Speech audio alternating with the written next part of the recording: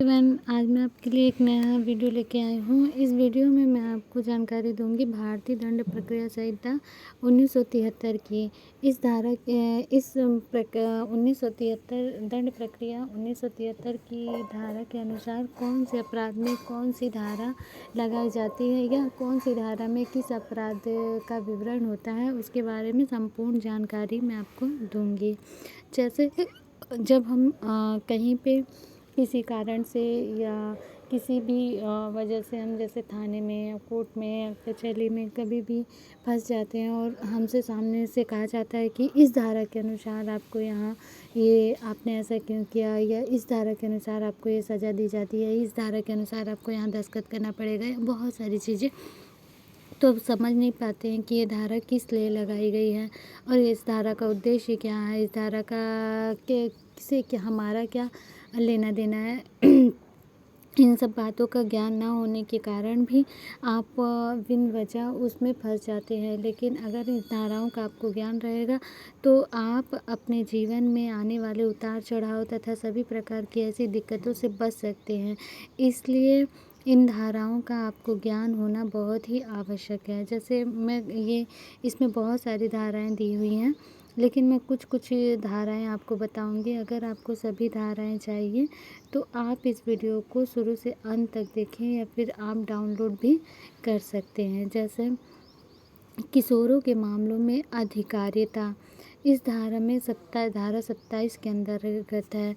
दंडादेश जो उच्च न्यायालय के सेशन न्यायालय में दे सकेंगे। धारा 28 जुर्माना देने में व्यतिक्रम होने पर कारावास का दंडादेश। धारा 30 के अनुसार एक ही विचारण में कई अपराधों के लिए दोषी सिद्ध होने के में दंडादेश। धारा 31 न्यायाधीशों और मजिस्ट्रेटों की शक्तियों का उनके पद उत्तरवर्तियों द्वारा प्रयोग किया जा सकता है। धारा 35 पुलिस वारंट के बिना कब गिरफ्तार कर सकेगी। धारा 41 ये इम्पोर्टेंट है। ये इसलिए इम्पोर्टेंट है कि बहुत कभी ऐसा होता है कि कोई भी प्रक्रिया में पुलिस आके आपको गिरफ्तार कर ले, तो उसमें आपको जानना पड़ेगा कि आप किस धारा के अनुसार गिरफ्तार कर रहे हैं और कैसे गिरफ्तार कर रहे हैं, क्यों गिरफ्तार कर रहे हैं। इन सब की जानकारी आपको होनी चाहिए। यह था धारा 41 में गिरफ्तारी की प्रक्रिया तथा गिरफ्तार करने वाले अधिकारी के कर्तव्य। धारा 41 खा नाम और निवास बताने से इनकार करने पर गिरफ्तारी। धारा 52 गिरफ्तार किए गए व्यक्ति को गिरफ्तारी के आधारों और जमानतों के अधिकार की इत्तला दी जाना है। बालात संघ में अपराध के अपराधी व्यक्ति की चिकित्सा व्यवसायी द्वारा परीक्षा। धारा 53 का गिरफ्तार व्यक्ति की शिनाख्त।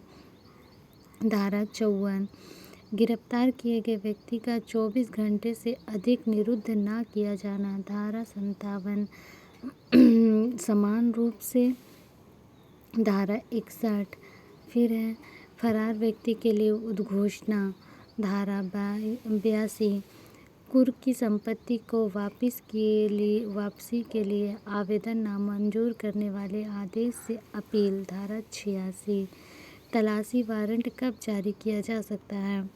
यह है धारा 93 सह अपहरण की घोषणा को अपास्त करने के लिए उच्च न्यायालय में आवेदन। धारा 96 दोषा सिद्ध पर परिशांति कायम रखने के लिए प्रतिभूति। धारा 106 अन्य दशाओं में परिशांति कायम रखने के लिए प्रतिभूति। धारा 107 राजद्रोहात्मक बातों को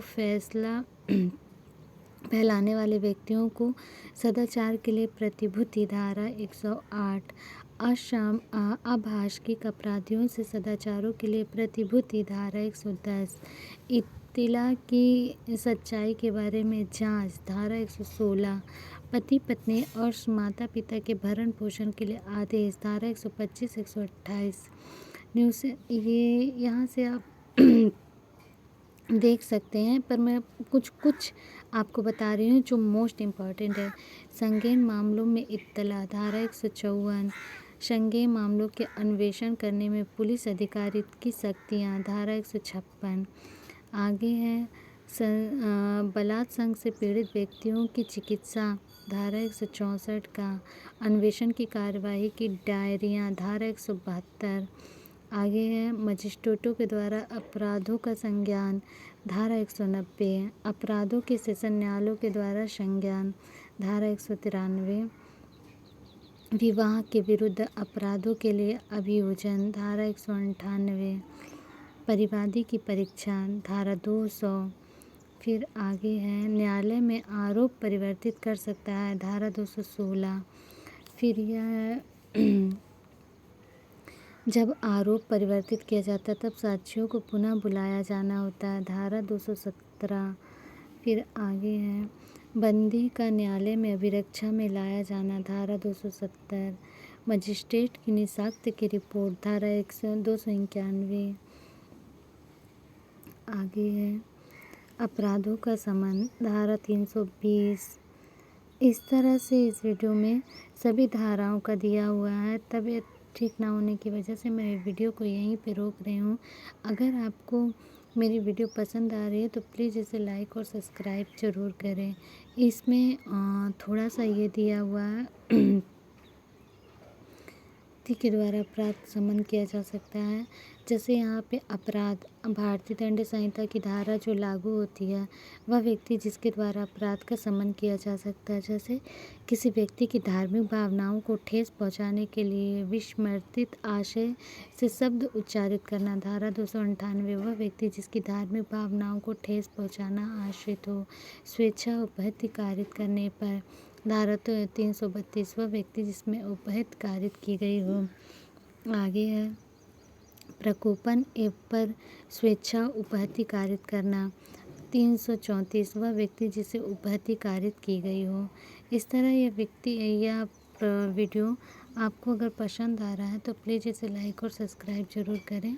और मेरा यह वीडियो नई वीडियो लेके आता रहेगा जो इंसान की घरेलू ज़िंदगी और कानून से संबंधित है, जो दोनों में सामंजस्य बैठाती है तथा आपको कानून की जानकारी देती है ताकि आप समय पड़ने पर अपनी स्वयं की रक्षा स्वयं कर सकें।